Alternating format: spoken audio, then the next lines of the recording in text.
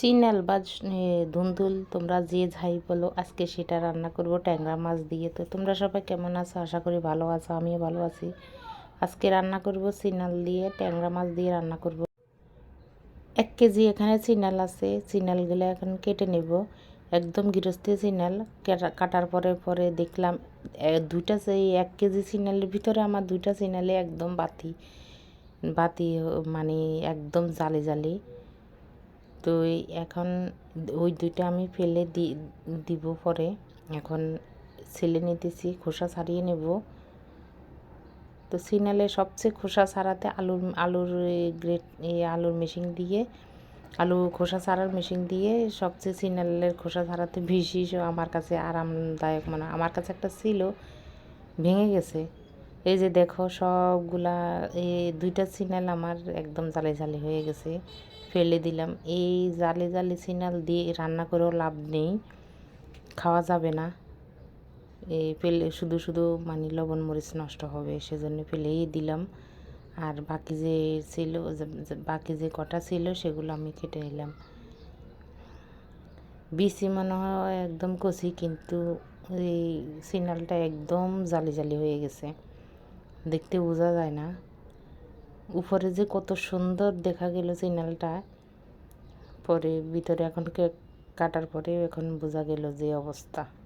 তো দেব মশলা, আজকে দিব যাই আদা রসুন জিরা একসঙ্গে বেটে নেব।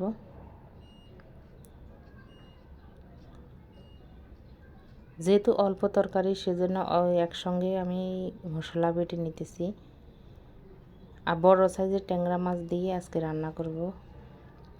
তো তোমরা যারা আমার ভিডিও দেখলা গতকালকে, তোমরা তো জানো আমি নিজেই বাজার করে নিয়ে আসলাম। ট্যাংরা নিয়ে আসলাম, কার্পু, লাল কার্পু আর পুঁটি মাছ, বড় একদম বড় বড় সাইজের ট্যাংরা মাছ। তো এই ট্যাংরা মাছ দিয়ে আসার সময় আবার এই সিনালটা পেলাম, তো একসঙ্গে কেটে কিনে নিয়ে আসলাম ট্যাংরা মাছ দিয়ে রান্না করব বলে। সিনালটা আমি যে আগে পছন্দ করতাম না, কিন্তু এখন খুবই পছন্দ করি।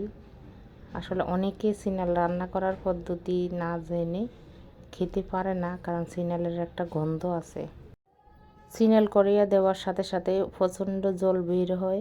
সে জল শুকানো পর্যন্ত যদি ভালোভাবে কষানো হয়, সে চিনাল খেতেও ভালো হয়। তো এই ট্যাংরা মাছ সবগুলো তেলে দিয়ে দিলাম, একসঙ্গে ভেজে নেব।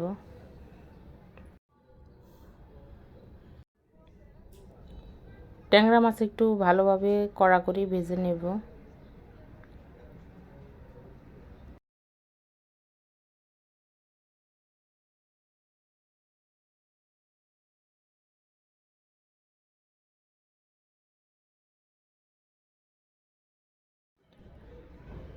ভাজা শেষ, এখন তুলে নেব।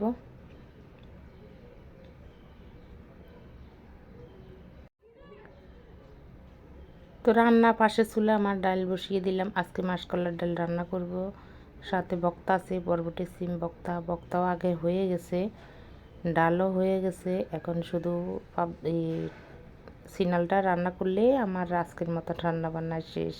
তো ফোড়নে দিয়ে দিলাম গোটা জিরা, পেঁয়াজ। এখন একটু ভাজা ভাজা করে নেব এগুলা। একটু ভাজা ভাজা করে এখানে কাঁচা লঙ্কা দিয়ে দিলাম। কাঁচা লঙ্কা বেশ পরিমাণ দিলাম, সিনাল যেহেতু একটু মিষ্টি মিষ্টি হয়। আর এখানে বাটা মশলা দিয়ে দিলাম। তো এখান থেকে একটু বাটা মশলা আমি মাসকলার ডালে দিয়ে দিলাম। তো এখন সিনালটা দিয়ে দিলাম।